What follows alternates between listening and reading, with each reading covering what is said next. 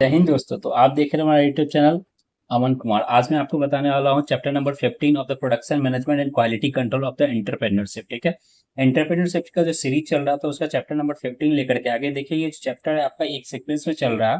ठीक है, आपके बुक से मैच करे ना करे, क्योंकि मैच इसलिए नहीं करेगा बिकॉज क्योंकि उसमें बहुत सारा चैप्टर जो है आपका अकाउंट से रिलेटेड है और कुछ चैप्टर जो है आपके किससे रिलेटेड होता है, बिजनेस स्टडीज से। तो उस चैप्टर को हम लोग यहाँ पे क्या कर दिए, स्किप कर दिए। ठीक है, तो चैप्टर को स्किप कर दिए बिकॉज क्योंकि वो सारा चीज हम लोग बिजनेस स्टडीज में कवर कर लेते हैं। ठीक है, तो यहाँ पे हम लोग को वो चैप्टर को पढ़ना थोड़ा लेंदी हो जाता है। ठीक है, तो अब यहाँ पे ध्यान देंगे इस चैप्टर के बारे में। चैप्टर नंबर 15 में क्या लिखा है, production management and quality control. ठीक है, तो production management and quality control में क्या बोला जाता है कि प्रोडक्शन का मैनेजमेंट करना है, यानी जब हम लोग प्रोडक्शन करते हैं यानी convert into raw material into convert करते हैं किसको, फिनिश्ड गुड्स में या सेमी फिनिश्ड गुड्स बनाते हैं, तो उस चीज का हम लोग को क्या करना होता है, मैनेजमेंट करना होता है। That's called production management. ठीक है, उसको हम लोग क्या बोलते हैं, प्रोडक्शन मैनेजमेंट। ठीक है, और क्वालिटी कंट्रोल, तो क्वालिटी एक सेट ऑफ क्वालिटी होता है ना हर एक फर्म का, कि भाई ये क्वालिटी हमको प्रोडक्ट बनाना है। ठीक है, एक स्टैंडर्ड ऑफ क्वालिटी सेट करना है। ठीक है, उसको हम लोग क्या बोलते हैं, क्वालिटी कंट्रोल यहाँ पे। ठीक है, तो देखो यहाँ पे क्या बोलता है कि अब बिजनेस एंटरप्राइज क्या करता है, यहाँ पे कैरी आउट करता है प्रोडक्शन प्रोसेस को। ठीक है, ताकि वो अपने ऑब्जेक्टिव को क्या कर सके, अचीव कर सके। ठीक है, अब टाइप्स ऑफ प्रोडक्शन प्रोसेस में क्या आता है, तो टाइप्स ऑफ प्रोडक्शन प्रोसेस क्या बोलते हैं, सबसे पहला आता है primary production process. Primary production process का मतलब जब फर्स्ट टाइम हम लोग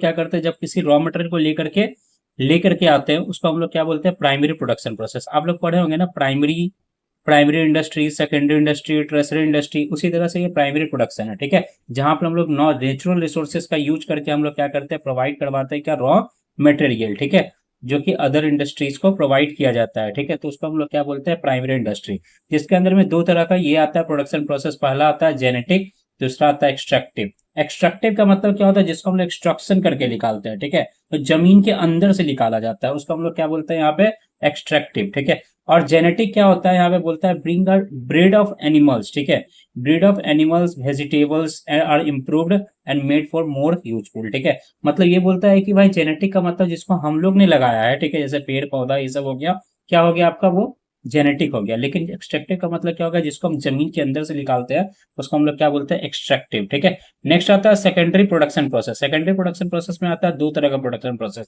एक आता है मैन्युफैक्चरिंग, एक आता है क्या, मैन्युफैक्चरिंग, और दूसरा आता है कंस्ट्रक्टिव। ठीक है, मैन्युफैक्चरिंग में क्या होता है, तो मैन्युफैक्चरिंग का मतलब क्या होता है, यहाँ पे रॉ मटेरियल को कन्वर्ट करते हैं किसमें, सेमी फिनिश्ड गुड्स में, और किसमें कन्वर्ट करते हैं, सेमी फिनिश्ड गुड्स में कन्वर्ट करते हैं, और किसमें करते हैं, यहाँ पे फिनिश्ड गुड्स में कन्वर्ट करते हैं, उसको हम लोग क्या बोलते हैं, मैन्युफैक्चरिंग।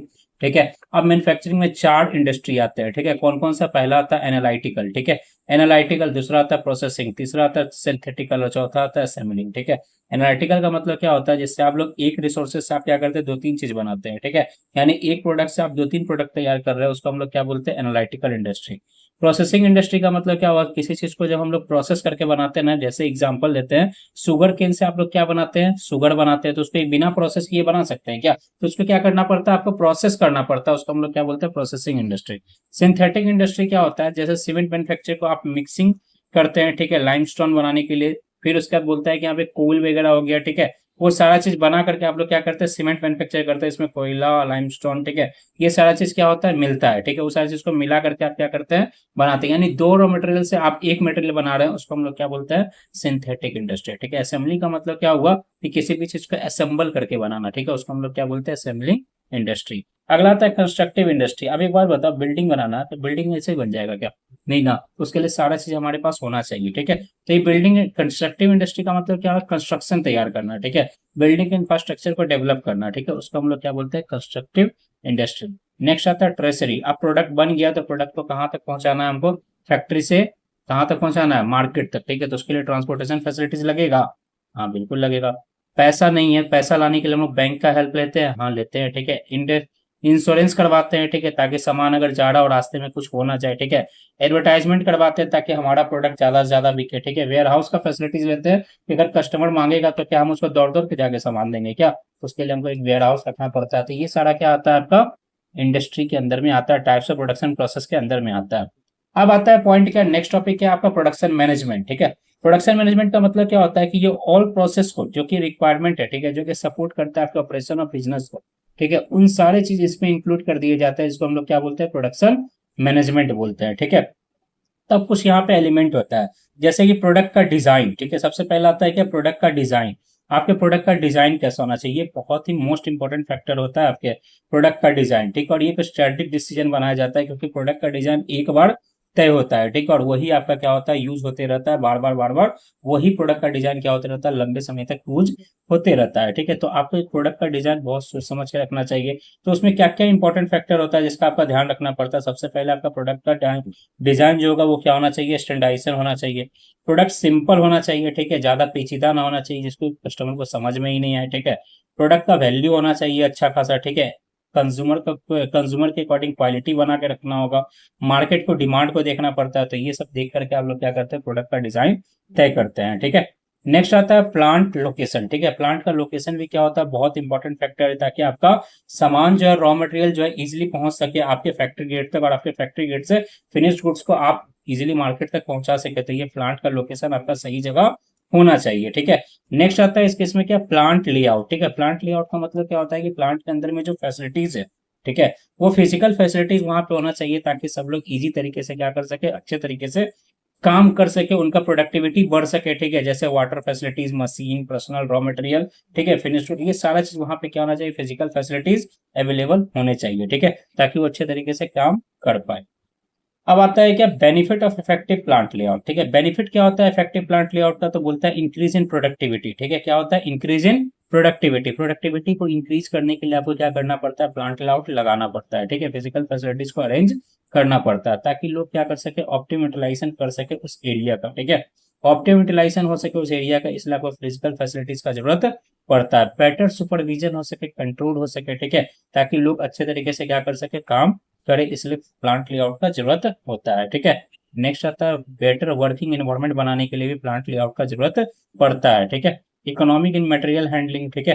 तो बोलता है कि effective plant layout provide the economic in material handling, ठीक है। आपको इकोनॉमिक मटेरियल हैंडलिंग क्या करता है, प्रोवाइड करता है। ऑप्टिमम इन्वेस्टमेंट होता है यहाँ पे, ठीक है, प्लांट लेआउट में, ठीक है, क्योंकि आपको वहाँ पे प्लांट एंड बिल्डिंग, ठीक है, with the better maintenance facilities आपको प्रोवाइड करना पड़ता है, इसलिए वहाँ पे ऑप्टिमम इन्वेस्टमेंट किया जाता है, ठीक है।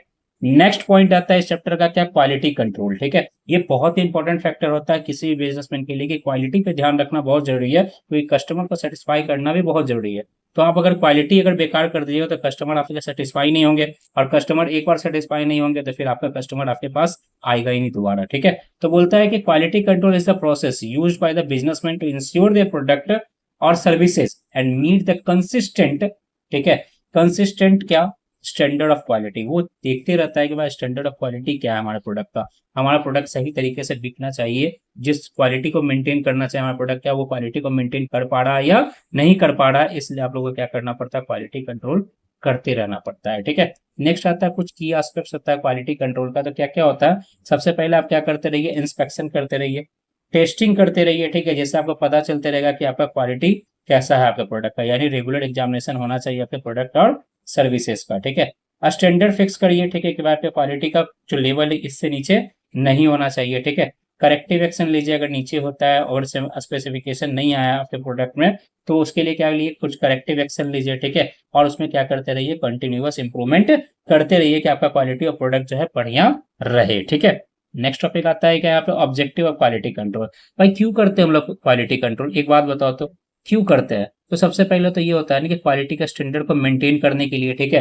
क्वालिटी स्टैंडर्ड जो होता है, लोगों का जो एक एक्सपेक्टेशन होता है कि भाई ये क्वालिटी का प्रोडक्ट होना चाहिए इस कंपनी का, तो उस क्वालिटी को स्टैंडर्ड्स को क्या करने के लिए, मेंटेन करने के लिए, अपने इंश्योर करने के लिए, स्मूथली अनइंटरप्टेड प्रोडक्शन को करने के लिए, ताकि कोई भी तरह का बाधा ना आए, तो स्मूथली रन करने के लिए हम लोग को क्या करना पड़ता है, क्वालिटी कंट्रोल करना पड़ता है, क्वालिटी पे ध्यान रखना पड़ता है, ठीक है। तो अगर क्वालिटी बेकार चला जाएगा तो मेरा प्रोडक्शन भी रुकते टाइम नहीं लगेगा, क्योंकि कस्टमर खरीदेगा ही नहीं, तो आप प्रोडक्शन करके भी क्या कर लीजिएगा, ठीक है।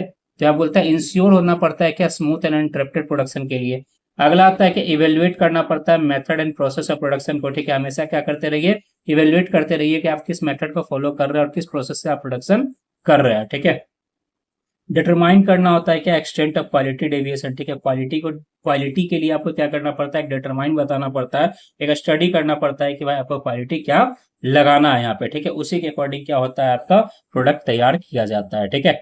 यहाँ बोलता है analysis of the analysing analysing the causes responsible for deviation, ठीक है। तो बोलता है यहाँ पे कि objective of quality control is analysing, ठीक है, तो detail causes of responsible for such deviation. अगर किसी तरह का प्रॉब्लम होता है तो उसके लिए बहुत सारा रिस्पॉन्सिबिलिटी के साथ वो क्या करता है, क्वालिटी कंट्रोल करता है। तो क्वालिटी कंट्रोल का ये भी एक ऑब्जेक्टिव है कि भाई वो उसके ऊपर किसी भी तरह का कॉन्फ्लिक्ट का क्या होता है, डेविएशन होता है, ये प्रॉब्लम होता है, तो उस प्रॉब्लम का सोल्यूशन निकालता है कि भाई क्वालिटी को सही करना बनता है, ठीक है। नेक्स्ट आता है achieving the desire quality of product, ठीक है, क्वालिटी ऑफ प्रोडक्ट को क्या कर सके, अचीव कर सके, ठीक है। ये आपको क्या करता है, क्वालिटी कंट्रोल का ये ऑब्जेक्टिव होता है कि जो क्वालिटी ऑफ प्रोडक्ट है वो क्या होना चाहिए, बेहतर होना चाहिए, ठीक है। अब स्टेप्स आता है कुछ applying for quality control mechanism पे। तो सबसे पहले आता है control over the quality of raw material. आप सबसे पहले ध्यान रखें रॉ मटेरियल का, ठीक है, कि आपके पास जो रॉ मटेरियल आ रहा है क्या वो बेकार क्वालिटी का तो नहीं है ना। पहले उसी को आप क्या करेंगे, रॉ मटेरियल को ही चेक करेंगे, ठीक है, कि आपका रॉ मटेरियल सही क्वालिटी का है या नहीं है, ठीक है। फिर एस्टेब्लिश करते हैं स्टैंडर्ड एंड स्पेसिफिकेशन कि आपको किस तरह का प्रोडक्ट चाहिए, ठीक है, उसी के अकॉर्डिंग आपका क्वालिटी वहां पे लगने वाला है, ठीक है। Control over the process and operation of production, ठीक है, आप क्या करेंगे, जो उसका प्रोसेस होता है और ऑपरेशन होता है प्रोडक्शन का, उसके ऊपर आपको क्या करना पड़ेगा, कंट्रोल करना पड़ेगा, तभी क्वालिटी स्टैंडर्ड मेंटेन हो पाएगा, ठीक है। और आता है इंस्पेक्शन करते रहिए मशीनरी का, कि मशीनरी और इक्विपमेंट सही ढंग से चल रहा है, यानी कि मजदूर ऐसे ही चलाते जा रहा है, ठीक है, घसते जा रहा और हमारा क्या हो रहा है, प्रोडक्ट खराब हो जा रहा है, ठीक है। तो बोलता है कि इस चीज पे आपको क्या करना पड़ता है, ध्यान रखना पड़ता है, ठीक है। और डेवलपमेंट करते रहेंगे क्वालिटी कॉन्सिक्वेंस होकर के, तो अमॉन्ग द वर्कर, ठीक है, बोलता है कि अगर डेवलपमेंट करते रहेंगे क्वालिटी कॉन्सिक्वेंस होकर तो कॉन्सिक्वेंस होकर के, तो क्या होता है, आपका प्रोडक्ट ज्यादा बेहतर बन पाता है और मार्केट में आपका एक अच्छा छवि जाता है, ठीक है। तो this is the completion of production management and quality control, ठीक है। तो और आपको पता चल रहा होगा कि ये मेरा नोट्स है, ठीक है, इसको हम बोलते हैं एंटरप्रेन्योरशिप रनवे, ठीक है। अगर आपको इसको परचेस करना है तो आप परचेस कर सकते हैं, ठीक है, आप मेरे नंबर पे आप कॉल करके आप इसको मंगा सकते हैं अपने एड्रेस पे, ठीक है, और इसका मिनिमम प्राइस मात्र 100 रुपया है, ठीक है। आप इस नंबर पे कांटेक्ट कर सकते हैं, ठीक है, आप इस नंबर पे कांटेक्ट कर सकते हैं, व्हाट्सअप कर सकते हैं, ठीक है। आपको ये बुक परचेज करना है तो आपके रजिस्टर्ड एड्रेस पे आपको मिल जाएंगे, ठीक है। तो ये इसका प्राइस कितना है, 100 रुपया, और शिपिंग चार्ज अलग से लगेगा, ठीक है, बस इसका ध्यान रखेंगे। समझ में आया, चलिए मिलते हैं नेक्स्ट वीडियो में। Thanks for watching. देखते रहिए हमारा यूट्यूब चैनल अमन कुमार और लाइक करते जाइएगा, ठीक है, चलिए।